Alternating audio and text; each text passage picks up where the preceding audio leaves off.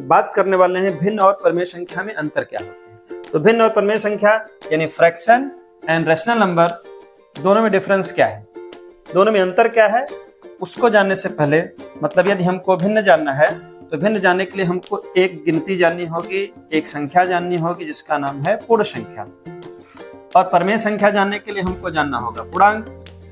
अब जानिए दोनों होते क्या हैं। पूर्ण संख्या प्राकृतिक संख्या के आगे हम शून्य ऐड कर देंगे तो पूर्ण संख्या यानी होल नंबर, इसको हम होल नंबर कहते हैं। होल नंबर क्या होता है, जो हमारी गिनती संख्याएं हैं, काउंटेबल नंबर है 1 2 3 4, जिसको हम प्राकृतिक संख्या भी कहते हैं, इसके पहले शून्य जोड़ दें।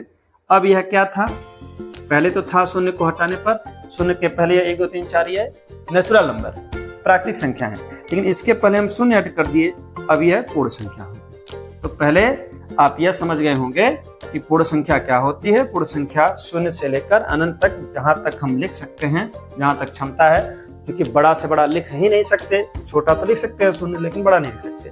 अब इधर आज ये पूर्णांक क्या है, पूर्णांक जो है वो शून्य से प्रारंभ होगा, 1 2 3 4 5 इधर तक, वही हाल अनंत तक जा सकते हैं।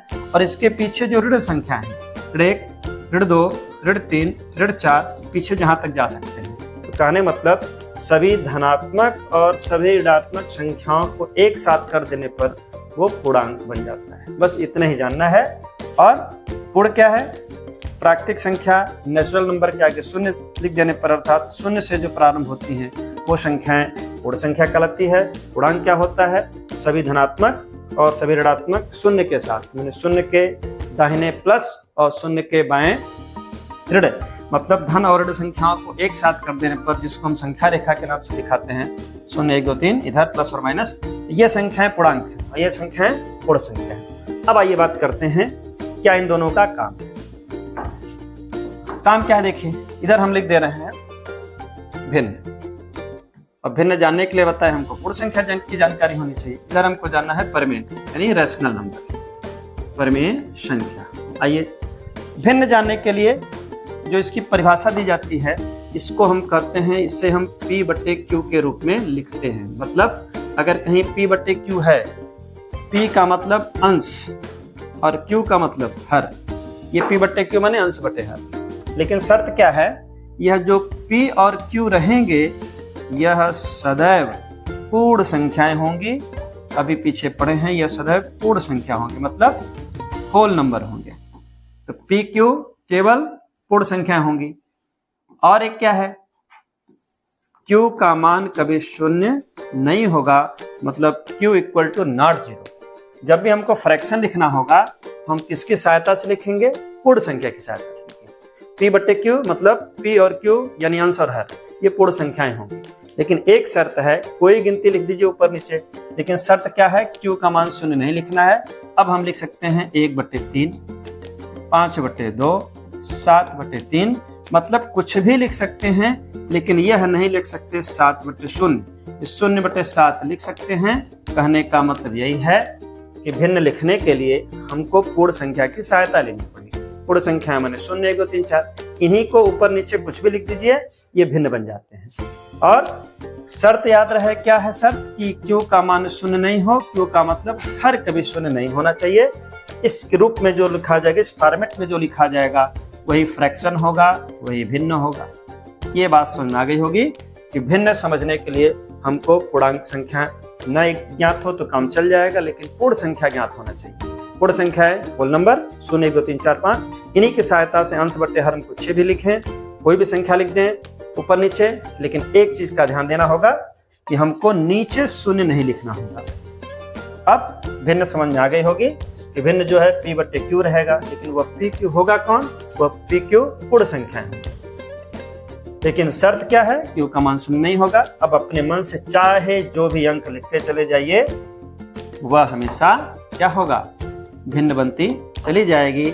लेकिन एक याद रहे नोट में कि यह ऋण में नहीं लिख सकते, मतलब माइनस नहीं होगा, ऋणात्मक नहीं होगा, मतलब इसको हम कह सकते हैं ऋणात्मक नहीं हो सकता, ऋणात्मक नहीं होगा। भिन्न कभी भी ऋणात्मक नहीं होगा, याद रहे। क्यों नहीं ऋणात्मक होगा, क्योंकि पूर्ण संख्या में कभी ऋण आया ही नहीं। 1 2 3 4 5 कहीं ऋण नहीं है, इसका मतलब ये धन है, हमेशा धन में रहेगा, हमेशा धन में रहेगा, हमेशा धन में रहेगा। p बट्टे q रहेगा, अंश बट्टे हर रहेगा, q का मान कभी शून्य नहीं होगा।